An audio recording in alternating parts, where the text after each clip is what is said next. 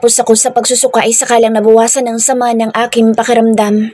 Naramdaman ko ang paglapit sa akin ni Kelvin. Kasunod noon ay ang paghawak niya sa braso ko at hinila ako. Hindi ko na maintindihan na nangyayari sa paligid ko habang sinasabayan ang mabilis niyang paglakad. Maging ang daan na tinatahak namin ay hindi ko na alam dahil sa pagkahilo. Namalayan ko na lang na nakaupo na ako sa passenger seat ng sasakyan habang siya ang nasa driver's seat. What is wrong with you? Bakit ka naglasing? Yamot na tanong niya. Sinulyapan ko siya na seryosong nakatuon ang mga mata sa unahan. Halata ang matindi niyang iritasyon at bumuga siya ng hangin para kontrolin ang galit. Sino ba naman ang hindi magagalit? Nadumihan ko maging ang suot niyang damit. Binuhay niya ang makina ng sakyan, ganoon din ang aircon. Bigla ay hinubad niya ang damit na suot at napaawang ang bibig ko sa pagkagulat. Hindi kaya hallucination ko lang ito? Ilang beses ko ikinurap ang namumungay na mga mata. Ito ang unang pagkakataon na nakita ko ang hubad niyang katawan at malapitan pa. Naglakbay ang mga bata ko patungo sa malapad niyang dibdib. I'm not the type to be easily drawn to a man's body, but I can't explain the thirst I'm experiencing right now. Clearly, I am extremely attracted to him. And right now, I know I want him even more than I did before. Bumaba pa ang tingin ko. His body is very toned and attractive, like work of art. Parang kay sarap paglandasin ng mga kamay ko sa perpekto niyang katawan. Wow! Anas ko bago ko pa man napigilan ang sarili. Dagli siyang lumingon sa akin at napansin kong kunot na kunot ang noo niya. What? Tanong niya. Pumaling siya sa backseat at may inabot na paper bag doon. Can I touch them? Nakangisi kong tanong at inginuso pa ang katawan niya. Hindi ko alam kung anong pumasok sa isip ko para sabihin iyon. Hindi naman ako talaga ganito. Hindi ko lang makontrol ang aking bibig sa ngayon. Tila naman lalo siyang nairita dahil sa sinabi ko. Taningnan niya ako ng masama saka kinuha ang damit na nakasilid sa paper bag at mabilis na isinuot. Prepared? May damit sa sasakyan? Saan ang punta? Mapang-asar na tanong ko. None of your business. Ihatid na kita sa inyo. Malamig na sagot niya habang ang atensyon niya ay nakatuon na sa daan. What? No! Ayokong umuwi! Tutol ko agad. Why? What is it this time, ha? Tila asar na tanong niya na labis kong ipinagtaka. May alam ba siya sa mga nagiging away namin ni Daddy nitong mga nakaraan? None of your business. Ganting sagot ko na lang din sa kanya. Stop giving your dad a hard time. Problemado na siya sa negosyo. Pagkatapos ay problemado pa siya sa iyo. Stop being such a brat. Sita niya sa akin. Excuse me, I am not a brat. Unlike your precious Celine, I have a life goal that I am working hard to achieve. Hindi tulad nila na manggagamit. I am working tirelessly so that one day, I can run my own hotel. Mayabang na sagot ko. Narinig ko ang nakakaloko niyang tawa. It's ironic that you want to run a hotel, but you can't even welcome 2 people into your home. Bulong niya ngunit sapat para maunawaan ko. Ikaw din? Galit ka din sa akin? Bakit? Si Celine na naman ba? Ipinagtatanggol mo din ba siya? Pulos na lang kayo, Celine. Galit na ani ko. Will you please stop the car? Huwag mo na akong ihatid. I'll find a hotel. Natigil ako sa pagsasalita ng pabigla niyang tapakan ng preno at halos masubsob ako sa biglaang paghinto ng sasakyan. Lalong umikot ang paningin ko sa ginawa niya. Huwag mo ko subukan. Fate, I don't tolerate brats and selfish and inconsiderate people like you. Banta niya. Hindi ako agad nakaimik dahil sa sinabi niya. He thinks I'm a brat? So, it wasn't just my imagination. Hindi niya nga ako gusto. Ano bang ginawa ko para mainis siya sa akin ng ganito? I am not a brat. Pagtatanggol ko sa sarili, kahit pa nga parang piniga ang puso ko sa narinig. Animoy nawala ng epekto ang alak na nainom ko dahil ramdam na ramdam ko na naman ang sakit. Hindi na rin siya umimik pa.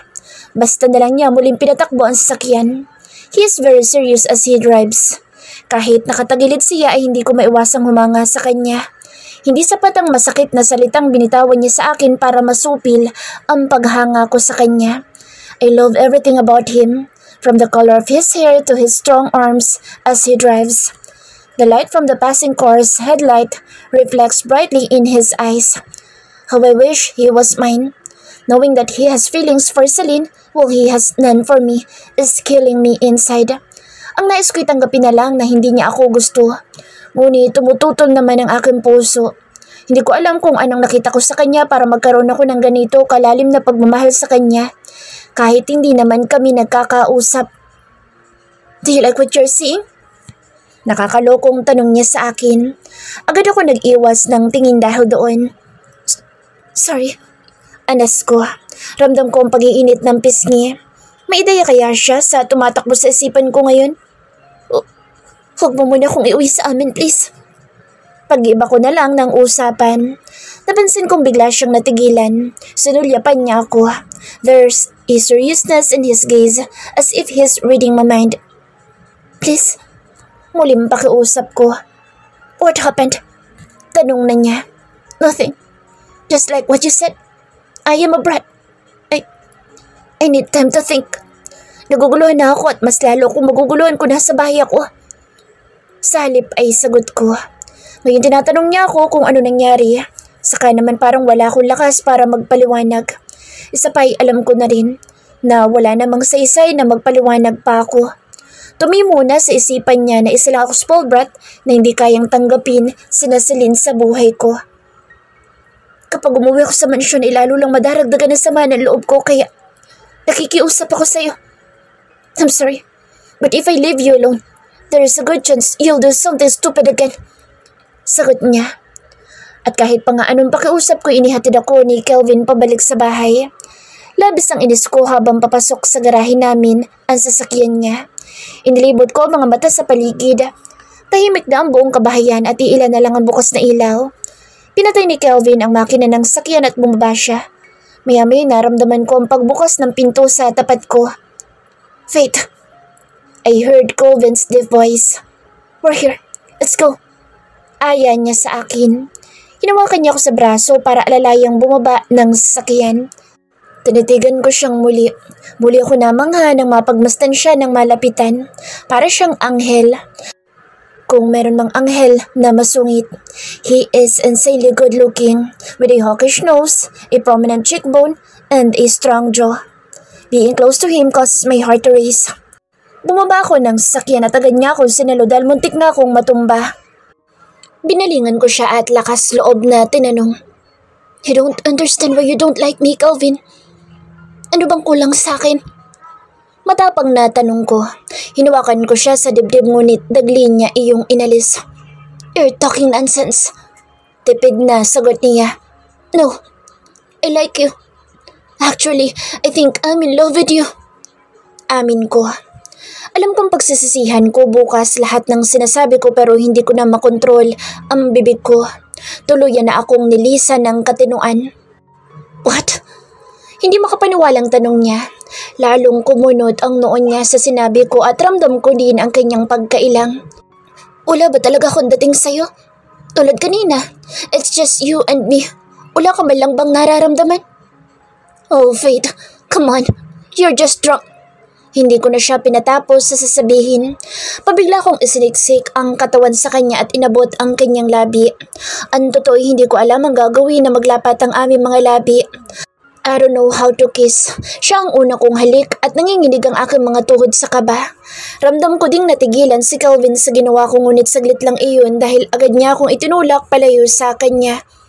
What are you doing? I like you, Kelvin. Bakit ba sasalin ang gusto mo? Hindi siya nababagay sa'yo. And you're wondering why I can't like you? Naririnig mo ba ang sarili mo? Hindi ako nakaimik agad. I'm confessing my feelings to him and here he is, completely annoyed with me. What you feel for me is not love, but an infatuation. Please stop your nonsense. Dagdag pa niya na lalong dumurog sa puso ko. Hindi ko nalang pinansin ang sakit bagkus ay buong tapang kong sinalubong ang mga mata niya. Why? Ganun ba ako kapangit sa paningin mo?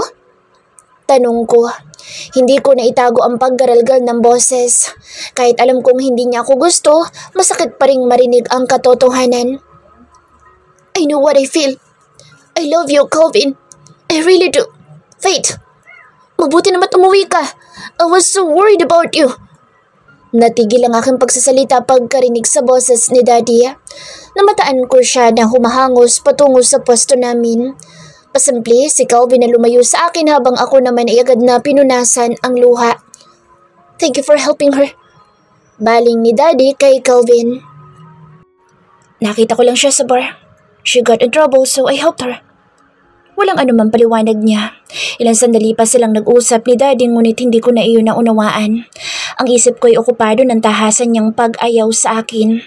Matapos silang mag-usap ay inalalayan ako ni Daddy papasok sa mansyon. Bago pa kami makalayo ay muli ko nilingon si Calvin.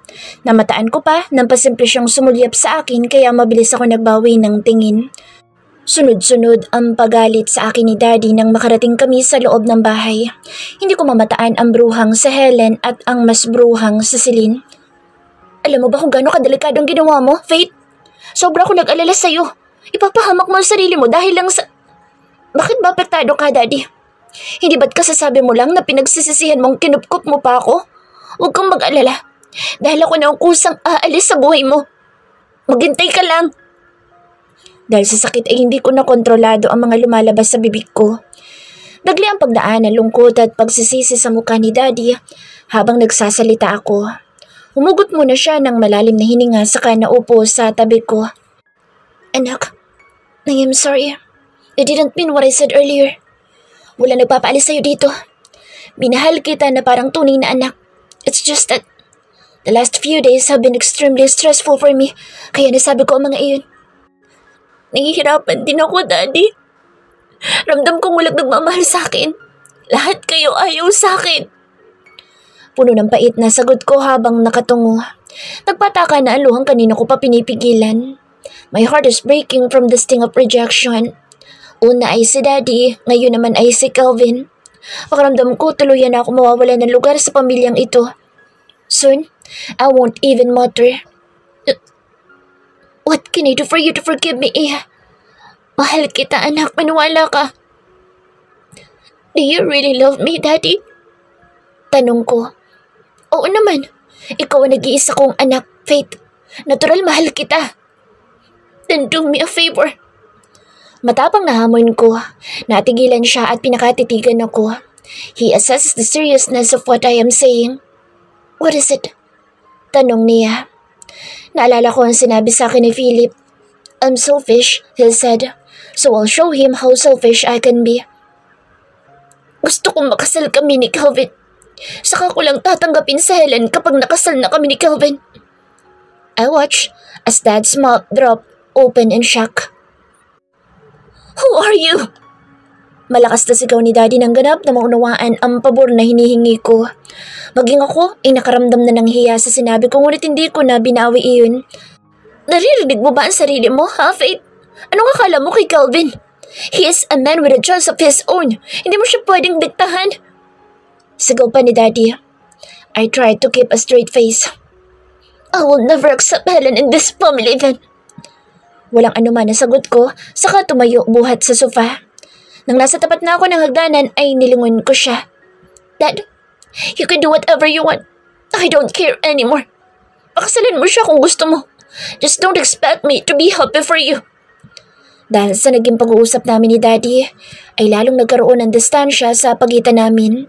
Ilang araw nang hindi niya ako kinakausap at ganun din naman ako sa kanya. Aminin kong makailang beses ko nang naisipang humingi ng tawad sa kanya ngunit sa tuwin ay natatakot akong lapitan siya. Isa pa'y nagtatampo pa rin ako. Masakit pa rin para sa akin ang mga sinabi niya at kapag ako ang naunang humingi ng tawad, pihadong malilimutan na niya na nasaktan din niya ako. Baliwala na rin sa akin ang pabor na hiniling ko sa kanya. Para sa akin ay dalalang iyon ng kalasingan at labis na sama ng loob. Higit pa rin humihiwa sa puso ko ang sinabi niyang pagsisisi sa pagkupkup sa akin.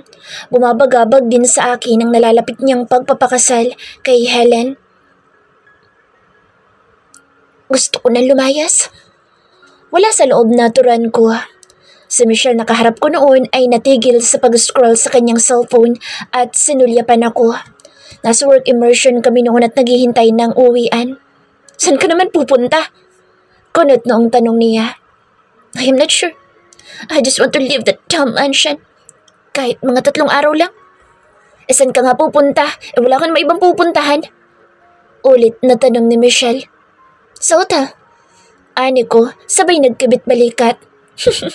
Very funny. Nakakalokong sagot niya sabay irap sa akin. Ako naman ay napakunot ang noo sa ginawi niya. Michelle, can I use your credit card? Sa hotel na muna ako. Ayoko talagang umuwi at makita ang Helen at Selena iyon. Why not use your own card? Nakataas ang kilay na tanong niya. Malalaman ni daddy ko nasan ako kapag yun ang ginamit ko. Katwiran ko.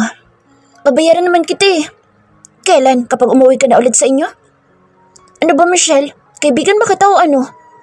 Yamot na tanong ko. I'm sorry, Faith, but you're acting so immaturely. Why don't you just confront that Helen? I just need time to think. Michelle, hindi naman basta aamin ng Helen na iyon. Alam mo yung pakiramdam na ayaw mo nang umuwi muna sa bahay? That's how I feel. Masyado ka kasing impulsive. Dapat pinag-iisipan mo muna bawat gagawin mo. Sitan niya sa akin. Magsasalita pa sana ako pero inabot niya ang credit card sa akin kaya agad ako napangiti. Siguraduhin mo lang na uuwi ka din agad sa inyo at babayaran mo ang mga magagastos mo dyan. Kundi pasasampahan kita ng kaso kay daddy. Natawa ako sa huli niyang sinabi. Wala sa loob na napayakap ako sa kanya. Promise, I just need a week to think.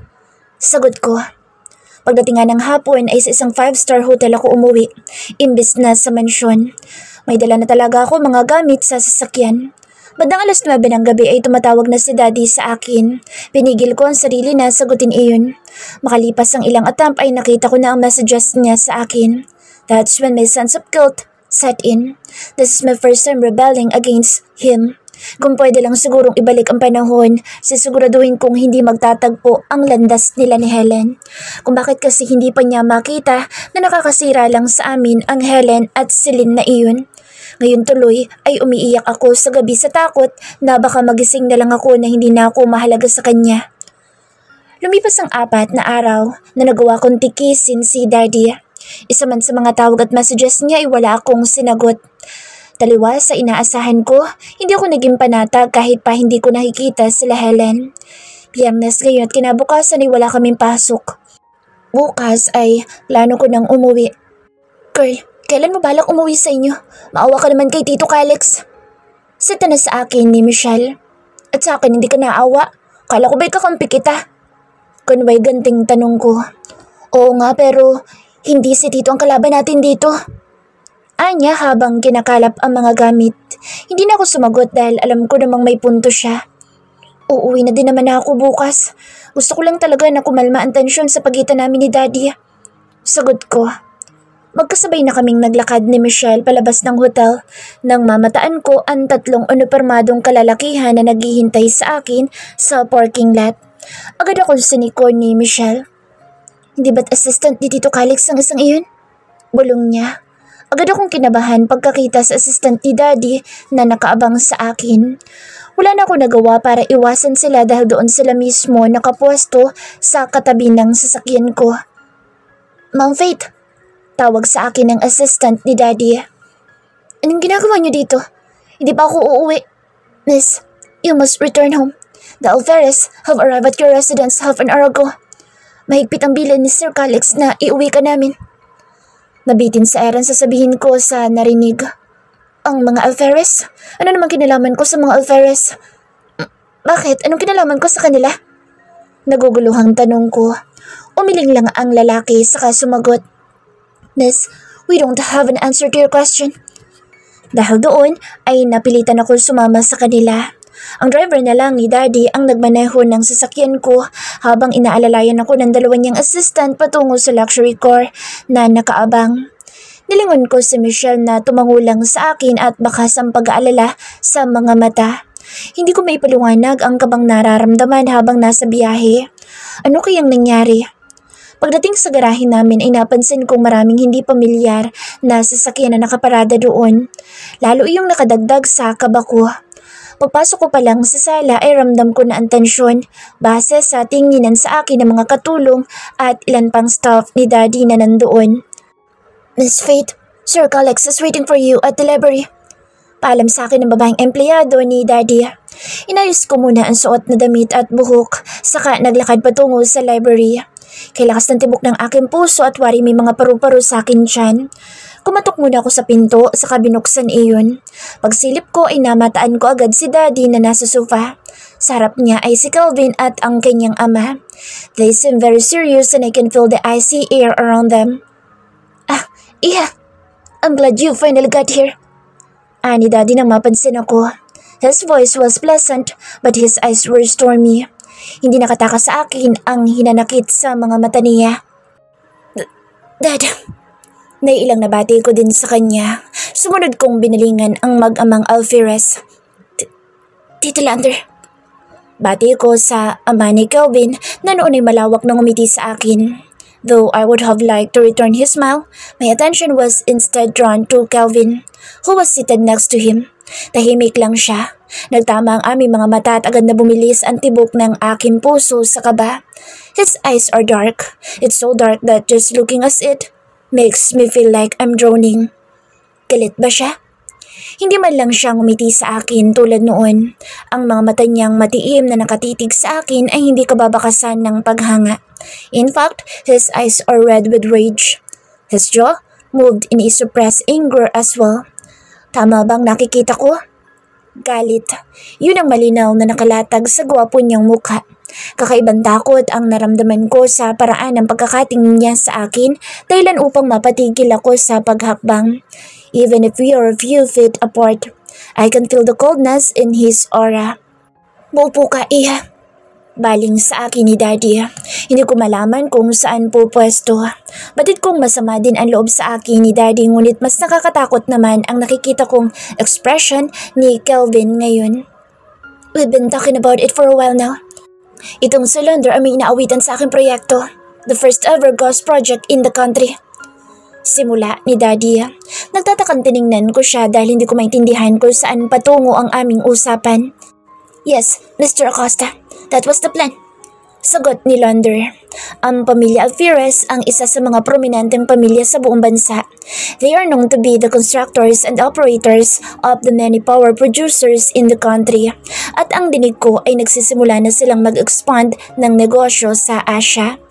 Oh, let's drop the formality. Ilang business venture na ba ang napagsamahan natin? All of which are a success. Besides, we will be family soon. Makahulog ang sagot ni Daddy. Nalalaki ang mga matang napatitig ako sa kanya. Anong ibig niyang sabihin? Bigla ay naalala ko ang pabor na hiniling ko sa kanya noong huli kaming nag-usap. Hindi ko na nagawang bawiin sa kanya ang hiling na makasal kay Philip. Bigla ang pagtahip ng aking dibdib at para akong sinikmuraan sa naisip. Daddy! Napalakas na bulalas ko. Sinulyapan ko si Kelvin na noon ay bakas ang iritasyon sa muka. Batid ko ding nakalatag sa mukha ko ang guilt. Daddy, no! Yes, Faith. Everything was settled. To protect our business, you and Kelvin must marry. Putol niya sa sasabihin ko. Matapos yun ay binalingan niya si Tito Lander. Pagkatapos ng kasalan ay ipapahanda ko ng mga dokumento para sa Ghost Project. I will finance everything. That's good to hear. Isang international project ang caliber nito pero ayaw na sana namin na kumuha ng foreign investors. This will be the first ghost project in the country that will be 100% owned by Filipino pag nagkataon. Mahabang paliwanag ni Tito Lander. Kung gayon ay kailangan masunod muna ang kondisyon kong maipakasal itong anak ko kay Kelvin. Tumatangong sagot ni Daddy. Bigla akong naniga sa pwesto.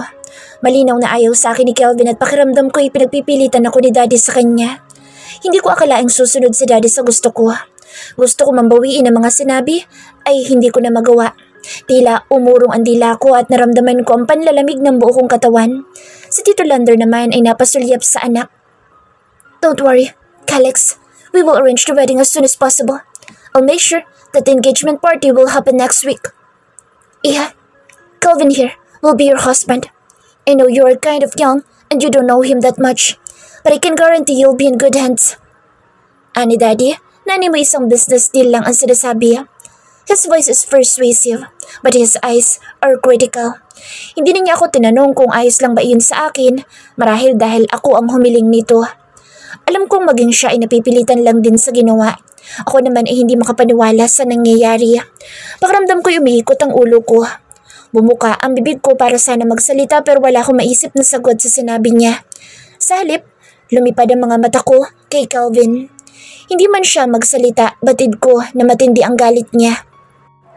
Excuse me, I'll just go to the washroom. Paalam ko sa kanila saka nagmamadaling lumabas ng library. Habol ko ang hininga, bunsod ng matinding tensyon na nararamdaman. Pagdating sa washroom ay pinasadahan ko ng tingin ang sarili sa salamin. Maayos na maayos akong tingnan pero ang kalooban ko ay durog na durog. Totoo ba ito? Ikakasal ako kay Calvin? I don't know what to feel. Hindi ko na alam kung paano pa babawiin ang lahat. Nagulat pa ako paglabas nang makita si Calvin na nandoon at naghihintay. Are you happy now? Seryosong tanong niya. Ha? Hindi ko magawang salubungin ang mga mata niya. I can't believe how toxic you are. Tell me, how can you sleep peacefully at night knowing that you ruined someone else's life?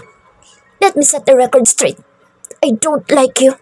Wala ko nararamdaman kundi galit sa mga katulad mo. Nagre-rebelde ka sa ama mo para lang maipilit ang gusto mo. Nagimbal ako sa narinig. Of course, he knew. May ideya siya sa mga nangyayari sa amin ni Daddy. Hindi ko may pagtatanggol ang sarili. Gusto ko sanang sabihin na wala akong alam sa sitwasyon pero alam kong magsisinungaling ako. Gustuhin ko man sanang sabihin na hindi ako nakakatulog ng mahimbing sa gabi, na binabagabag ako ng takot at araw-araw kong umiiyak sa sitwasyon ko, pero alam kong hindi siya maniniwala sa akin. Para sa kanya, ako ang walang puso at malditang sa faith. I pity women like you. You know? I hate being manipulated, Faith. You are the worst thing that happened to me. Yun lang. Saka mabilis na tumalikod na siya.